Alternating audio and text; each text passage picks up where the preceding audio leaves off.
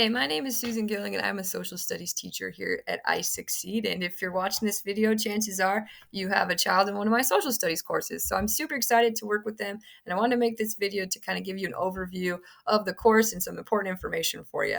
So first things first, this is a U.S. History A course that I teach, and your child may be in a different course, but this is going to give you an idea of any of the courses I teach, kind of what they look like. So it's really important that you're able to get a hold of me. I want you to reach out to me if you have questions.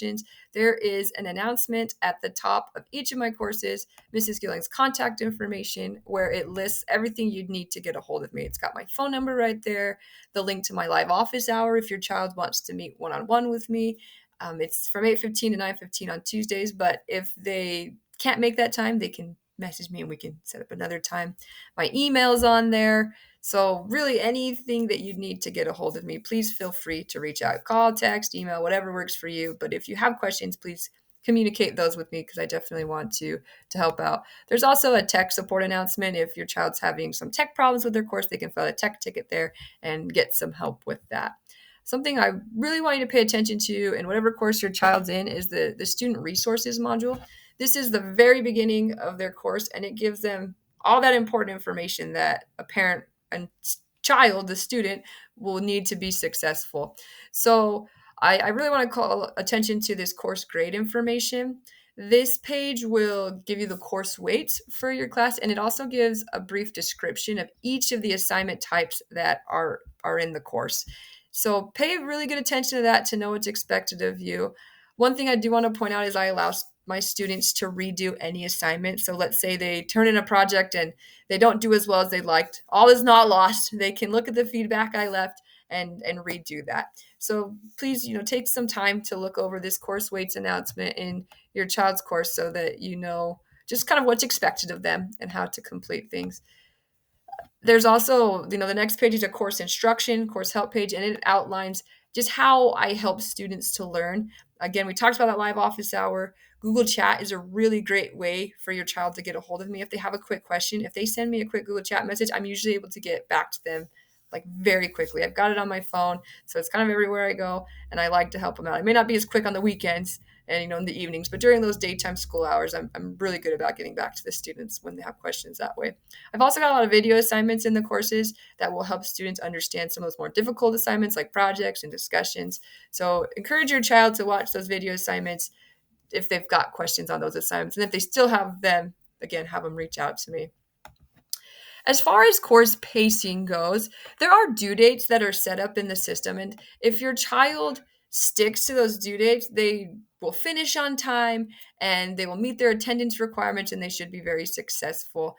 But I do want to point out that the due dates aren't hard due dates. I don't dock points if a child submits late work per se. So don't freak out if, they get to the course, you're like, oh my goodness, this was due yesterday, they didn't get it done. It's okay. Just turn it in, get it done. I'll grade you. And again, I won't dock any points for anything that's late. But there is a really good pacing guide that I've created, and it lines up exactly with your due dates. So take a look at this page to know where you want to be at each week to stay on track. It also, lets you know that President's Day, there's no school, so your teachers may not be available that day to answer questions.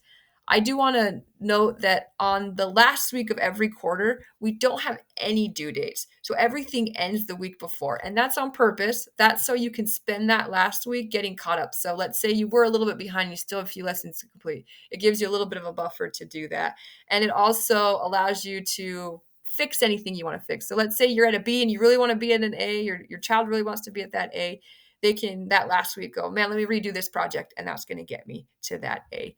And that actually brings me to the last thing I want to show you is just a grade book and what it looks like. I'm not going to go into great detail, but this is kind of what your child's grade book will look like.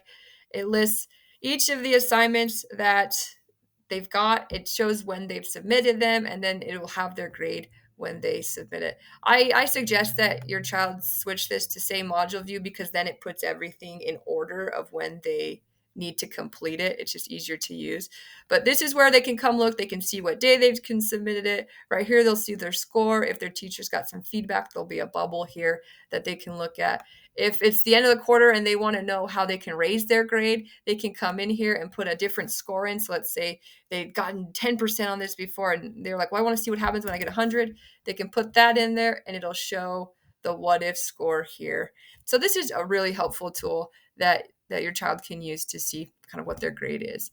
So I'm super excited about working with your child. If there's anything I can do for you, please reach out to me. But other than that, let's have a great quarter.